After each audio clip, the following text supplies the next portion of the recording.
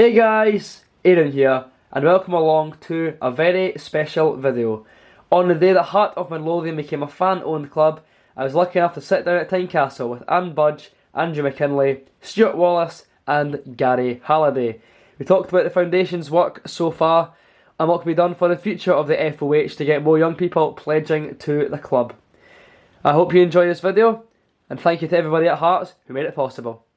So Andrew, my question for you today was going to be that you've talked about the club's future being secure with the foundation of Hearts and the fan ownership. However, this younger generation that you speak of, what's the plans to get them involved in the foundation as they grow up? Is there going to be some sort of pathway for them to get involved at a younger age? Yeah, no, I think that's a really good question. I think we're very conscious of the fact that, and a lot of football clubs are conscious of the fact that the demographic of the fans can be quite an ageing demographic. So appealing to the younger fans is vitally important. Now, I'm not going to claim that I know all the answers to that given my age as well, but we need to make sure we listen to what the younger fans want.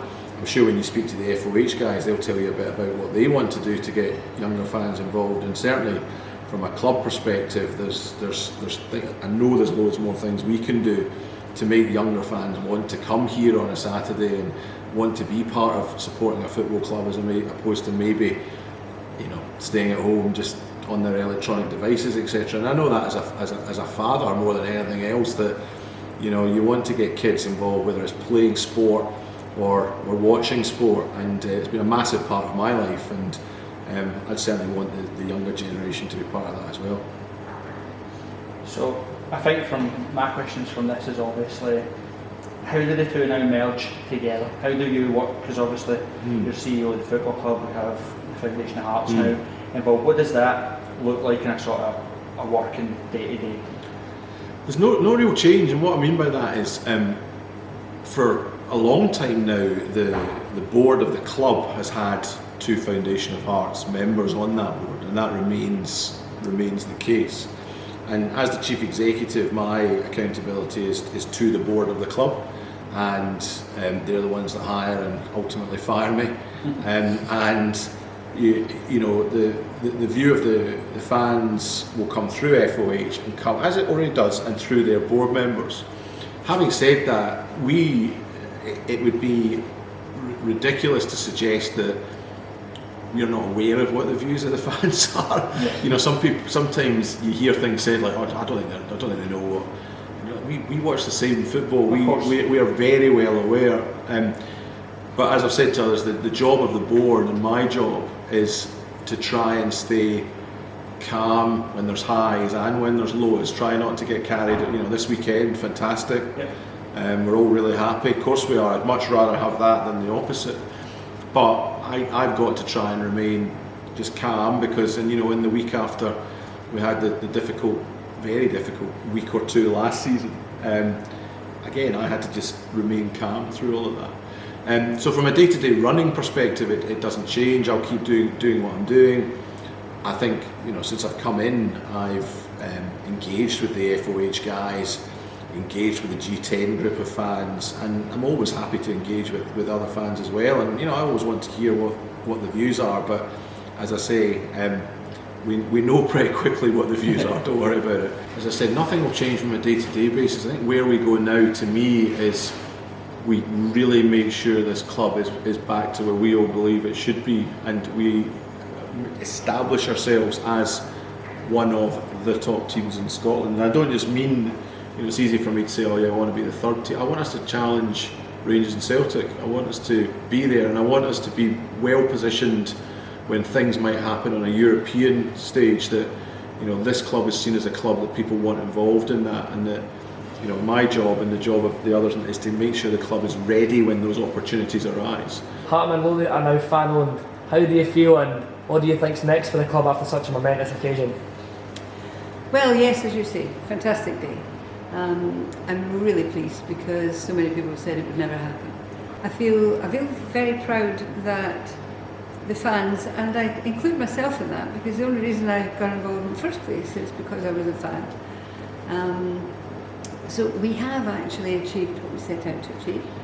I didn't ever want to own a football club, I have to say. It was always the fans, so I said, okay, I'll help facilitate it. So I'm delighted because we've got here. I've read so many articles, academic articles, all sorts, about why fans ownership doesn't work. So I'm delighted that we were able to prove to them that it can work. So where do we go from here? When we set out, my part of the bargain was try and get the club financially stable, get us into a situation where we don't have to go through what we went through in 2013. And so I'm delighted that we've done that. So the club is in a good place. There will be ups and downs.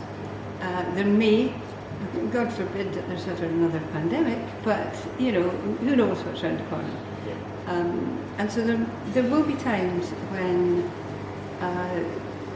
the club is going to have to say, we need your help or whatever. But the thing about the Foundation of Arts that I think has now been proved is those people who pledge, they genuinely see it as they're pledging for life. They know that they are now providing that finance that the club might from time to time need. So I really think we've got a very, very bright future ahead of us. We're in a place now where we have a platform that we can really move forward. How do you feel that the younger generation of Hearts fans who are now very young, see when they're older, how are they going to get brought into the Foundation of Hearts fold? What will be there for a young age to encourage them to pledge and step up and become lifelong pledgers like the people right now? I think it would be about continuing to try to understand what the fans are looking for. Things will change. I don't know what's going to happen in 10 years' time or whatever, but the only thing we do know is that things will change.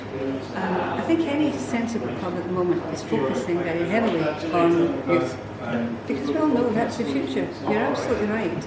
We have to keep them engaged, and there's been loads of studies that I'm sure you know that if you get fans engaged with the club at a young age, they're not likely to change. They're not likely to change.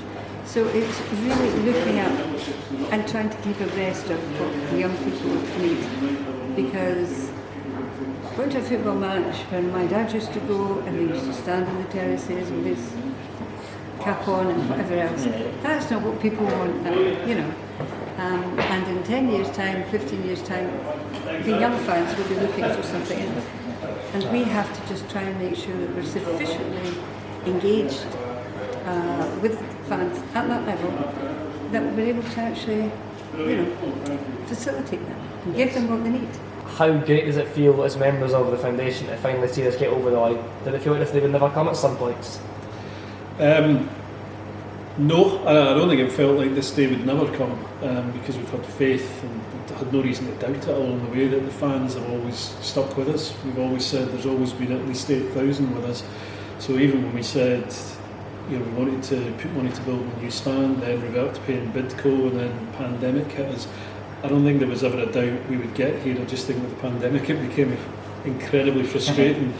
And then, legal stuff to finish off, so it's great to be here, but I think it was always going to happen, and just delighted for the supporters, really. Today, for me, if you're a member of the Foundation of Hearts, you're now the custodian of the football club. Yeah. And what an honour that is. So why would you not want that honour? And we always say, just pledge what you can afford. Yeah. So most folk can afford to pledge a tenner. So we're hoping to get a few more members on board.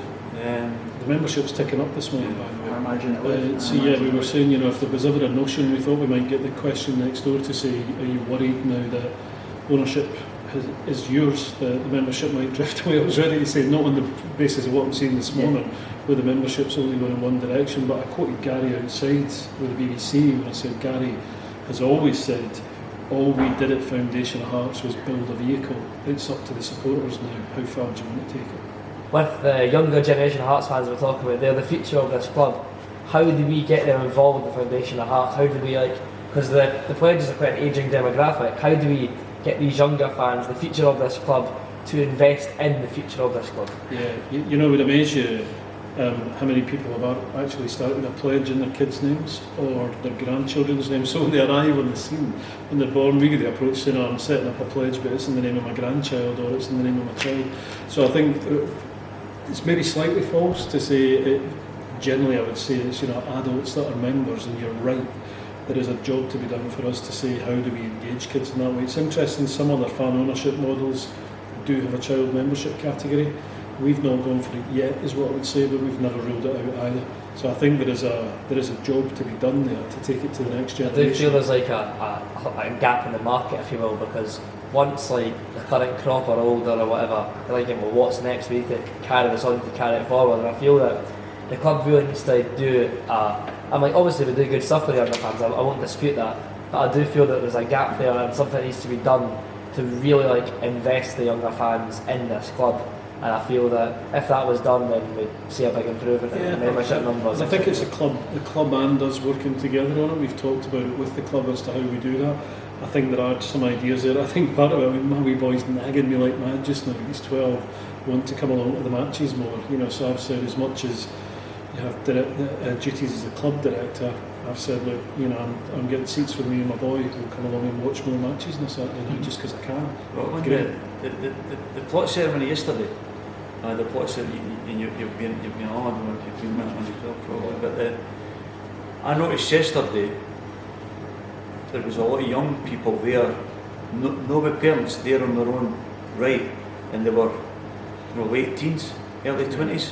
So the message is obviously getting across, and they're setting up a pledge when they can, and then now they're saying that they're getting a fan award. So, but that was the first time I've seen that yesterday. You're right, normally it's the same demographic, but yesterday there was female sort of teenagers in early 20s that were. This was I don't know if you noticed that. I did, yeah.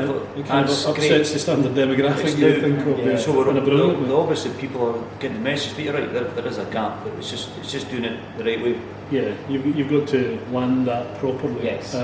But yeah, I think there's a piece there for us to do with the club to say how do we get that next generation properly engaged around the foundation of Hearts and realise how we can work hand in hand with the club. Yeah, we did speak a lot about tying in with junior jambos and things like that. We did have that debate, and looking at Catley, we did have that debate at one point about how we would work with the club on junior jambos almost for a combined offer with the younger fans, but detail of the debate yet to be had really.